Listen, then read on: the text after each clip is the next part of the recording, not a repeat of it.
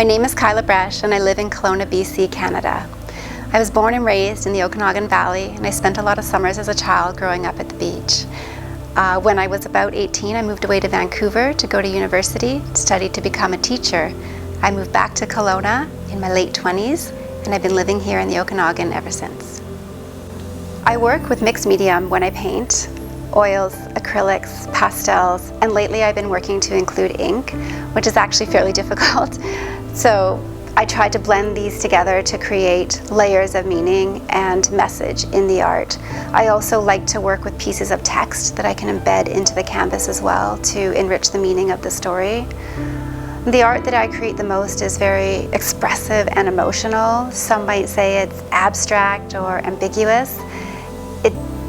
It has a pattern to me, and lots of times in my art it's rich with images of hearts or circles, and the universe shows up in my work quite a bit as well. And I think as I'm painting, the art that I'm creating the most is the kind of art that is working to explore the relationship between the universe and life. I first started painting when I was in my 20s. Like many people, I had gone through some significant trauma, and I was looking for a way to heal. I found that when I went to the canvas, I was able to paint different kinds of stories of events that I had experienced. And by painting them, the canvas was able to hold the stories for me in such a way that it gave me space and room to start healing. I began to learn about myself as I painted these different kinds of stories of trauma, and those trauma stories began to evolve into stories of resiliency. And now when I paint, I see so much hope and beauty in what I create that I can see the resilience and I can see the history of the trauma as it shows up in the art. But I also see the healing now more than I did when I was younger.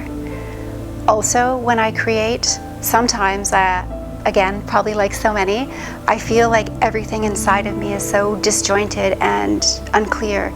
And then when I paint, I realize that in creating this work of art, what is on the outside is more cohesive than what I considered.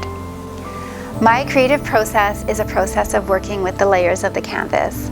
And also experimenting with different kinds of colors.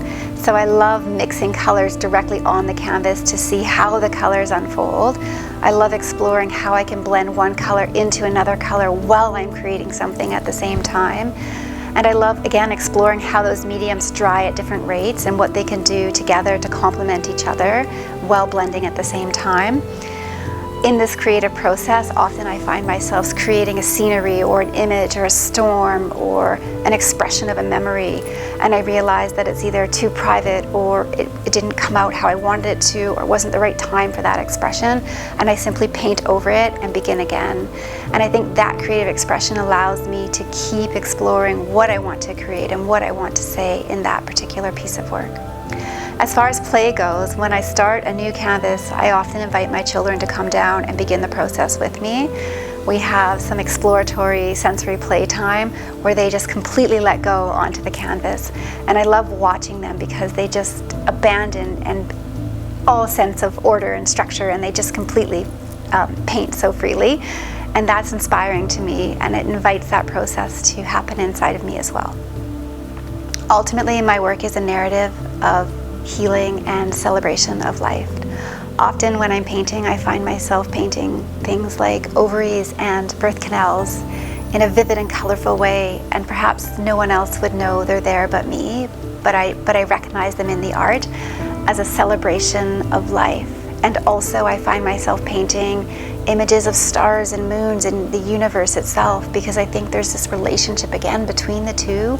And my work wants to say that there is so much connection.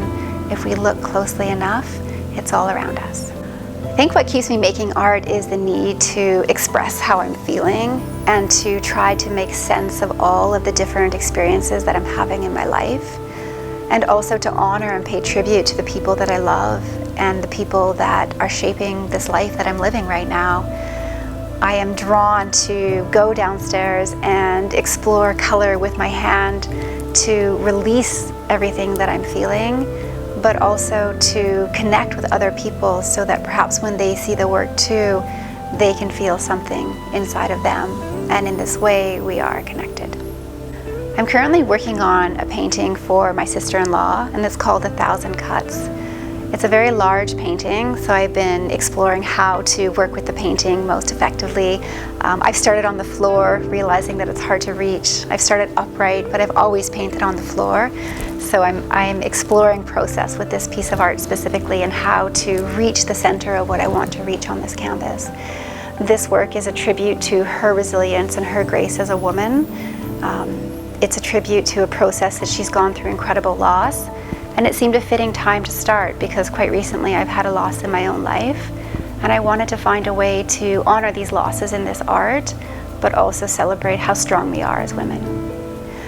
I recently shared a painting with a girlfriend of mine who lives in Vancouver, and her response was, "That's haunting." And I really liked that response because I'd been looking at that particular painting, wondering where that image came from and what I was really trying to communicate with that image. It was such a powerful image. When she said it was haunting, it made perfect sense to me because the image itself is moving through time, and there is a haunting in that process when we move through time. The looking back, the looking forward, the shifting through time, there's an unnaturalness to it, there's a hauntedness to it.